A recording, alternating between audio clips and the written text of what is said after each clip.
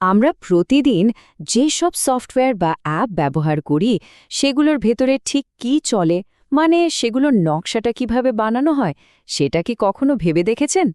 আজ আমরা ঠিক সেই ডিজিটাল দুনিয়ার মূল ভিত্তি অর্থাৎ ক্লাস বেসড মডেলিং নিয়ে কথা বলবো। চলুন তাহলে শুরু করা যাক। ভাবুন তো একবার, একটা ভিডিও গেমের যে কোনো ডিজিটাল চরিত্র সেটাকে কিভাবে একদম শূন্য থেকে তৈরি করা হয়। এই একটা প্রশ্নের মধ্যেই কিন্তু আমাদের আজকের পুরো আলোচনার সারমর্মটা লুকিয়ে আছে। দেখুন, যে কোনো কিছু তৈরির শুরুটা হয় একটা সাধারণ প্ল্যান দিয়ে। ধরা যাক একজন ক্রিকেট খেলোয়াড় বানানো হবে। তার আগে কিন্তু তার মূল অংশগুলো, যেমন মাথা, শরীর, হাত, পা, এগুলো নিয়ে একটা কঙ্কালের মতো কাঠামো তৈরি করা হয়। এটাই হলো একদম প্রথম ধাপ। তো চলুন এবার আমাদের এই ডিজিটাল প্লেয়ারকে টুকরো টুকরো করে ভেঙে দেখি এর ভেতরে আসলে কি কি আছে। এই মৌলিক অংশগুলো বুঝতে পারলে যে কোনো সফটওয়্যারের মূল ভিত্তিটা বোঝা সহজ হয়ে যাবে। তাহলে প্রথমেই আসে ক্লাস। ক্লাস জিনিসটা কি? সহজ কথায় এটা হলো একটা টেমপ্লেট বা নকশা। এই নকশা ব্যবহার করে একই রকম অনেক জিনিস বা অবজেক্ট তৈরি করা যায়। আমাদের ক্রিকেট খেলোয়াড়ের ক্ষেত্রে যদি ধরি, তাহলে তার মাথা, হাত কিংবা পা, এ প্রত্যেকটাই হলো এক একটা আলাদা ক্লাস। আচ্ছা, ক্লাস তো না হয় বোঝা গেল, কিন্তু এই ক্লাসগুলোকে বর্ণনা করার জন্য তো কিছু বৈশিষ্ট্য দরকার, তাই না? এখানেই আসে অ্যাট্রিবিউট। এগুলো হলো ক্লাসের খুঁটিনাটি বিবরণ।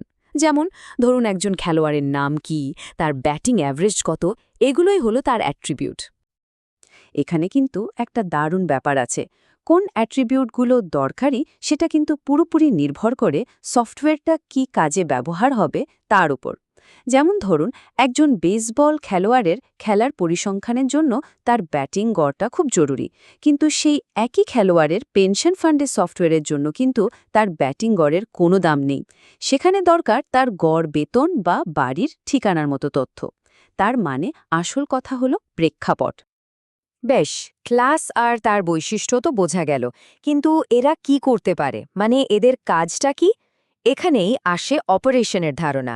অপারেশন হলো সেই সব কাজ বা অ্যাকশন যা একটা ক্লাস করতে পারে। এগুলোকে বলা যেতে পারে ডিজিটাল জগতের ক্রিয়াপদ বা ভার্ব। এই অপারেশনগুলো মোটা দাগে 4 ধরনের কাজ করে থাকে। যেমন ডেটা যোগ করা বা মুছে ফেলা, বিভিন্ন রকম হিসেব নিকেশ করা, কোনো অবজেক্টের এখন কি অবস্থা সেটা জানতে চাওয়া, অথবা কোনো বিশেষ ঘটনা ঘটছে কিনা সেদিকে নজর রাখা। তো আমাদের হাতে এখন সব আলাদা আলাদা টুকরোগুলো আছে। চলুন এবার দেখি এই টুকরোগুলোকে একসাথে জুড়ে দিয়ে কিভাবে একটা সম্পূর্ণ কার্যকরী মডেল তৈরি করা হয়। এই মডেল তৈরির পুরো প্রক্রিয়াটাকে আমরা 3টা সহজ ধাপে ভাগ করে নিতে পারি।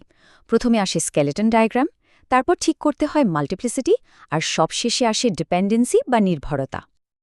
এখন মাল্টিপ্লিসিটি মানে কি? এর মানে হলো কোনো অংশ ঠিক কতগুলো থাকবে। ব্যাপারটা বেশ সহজ। যেমন একজন খেলোয়াড়ের মাথা তো একটাই থাকবে, তাই এর নোটেশন হল 1.1। কিন্তু তার হাত বা পা তো এক বা একাধিকও হতে পারে, তাই এর নোটেশন হল 1. এই ছোট ছোট নোটেশনগুলো সম্পর্কগুলোকে একদম নিখুঁতভাবে তুলে ধরে। আর সব শেষে আসে ডিপেন্ডেন্সি। এটা হলো সেই সম্পর্ক যা দিয়ে বোঝানো হয় বিভিন্ন অংশ কিভাবে একে অপরের ওপর নির্ভর করে কোনো কাজ করে। এই নির্ভরতার সম্পর্কগুলোই কিন্তু পুরো মডেলটাকে জীবন্ত আর ইন্টারঅ্যাক্টিভ করে তোলে। যেমন ধরুন ব্যাট চালানোর জন্য সেটাকে হাতের ওপর নির্ভর করতে হয়, এটাকে বলা হয় একটা কন্ট্রোল সম্পর্ক। ঠিক একইভাবে হাত দিয়ে বল ছোড়া হয়, যেটা একটা থ্রো সম্পর্ক। এভাবে প্রতিটি সম্পর্কই কিন্তু এক একটা নির্দিষ্ট কাজকে সংজ্ঞায়িত করে। বেশ, একটা খেলোয়াড়ের মডেল তো না হয় বানানো গেল, কিন্তু যখন এরকম হাজার হাজার ক্লাস নিয়ে বড় কোনো সফটওয়্যার বানাতে হয়, তখন ডেভেলপাররা কিভাবে সবকিছু গুছিয়ে রাখেন? এর সমাধান হলো অ্যানালাইসিস প্যাকেজ।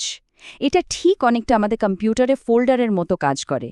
একই ধরনের বা সম্পর্কিত ক্লাসগুলোকে একটা প্যাকেজে রেখে দিলে পুরো সিস্টেমটা অনেক গোছানো আর পরিষ্কার থাকে। এই প্যাকেজগুলোর ভেতরেও কিন্তু কিছু নিয়মকানুন আছে, মানে কোন ক্লাসগুলো অন্য প্যাকেজ থেকে ব্যবহার করা যাবে সেটা ঠিক করে দেওয়ার জন্য কিছু চিহ্ন ব্যবহার করা হয়। যেমন প্লাস মানে হলো পাবলিক মানে সবাই ব্যবহার করতে পারবে। মাইনাস মানে প্রাইভেট, অর্থাৎ এটা পুরোপুরি লুকানো থাকবে। আর হ্যাশ মানে প্রোটেক্টেড, মানে শুধু নির্দিষ্ট কিছু প্যাকেজই এটা ব্যবহার করার অনুমতি পাবে। এতক্ষণ তো আমরা অনেক তত্ত্ব আর ধারণা নিয়ে কথা বললাম। এবার সময় হয়েছে এই সবগুলোকে বাস্তব জগতের সাথে মিলিয়ে দেখার। এই যে মডেলিংয়ের কথা আমরা বলছি, এটা কিন্তু শুধু বইয়ের পাতায় থাকার জিনিস না, এটা একটা অত্যন্ত বাস্তবসম্মত কৌশল। আর আমরা প্রতিদিন যে সফটওয়্যারগুলো ব্যবহার করি, সেগুলোর একদম কেন্দ্রবিন্দুতে কিন্তু এই নীতিগুলোই রয়েছে। এই পদ্ধতি এতটাই কাজের যে এটা দিয়েই জনপ্রিয় গেম PUBG কিংবা আমাদের সবার পরিচিত বিকাশ বা নগদের মতো জটিল সিস্টেমের নকশা তৈরি করা হয়। ভাবা যায়? তাহলে এবার একটা প্রশ্ন থাকলো, আমাদের চারপাশে যে এত অ্যাপ রয়েছে, সেগুলোর মধ্যে আর কোন কোন অ্যাপ এই ধরনের ডিজিটাল নকশার উপর ভিত্তি করে তৈরি হয়েছে বলে মনে হয়? একটু ভাবলেই হয়তো আমাদের ডিজিটাল জগৎটাকে একদম নতুনভাবে আবিষ্কার করা সম্ভব হবে।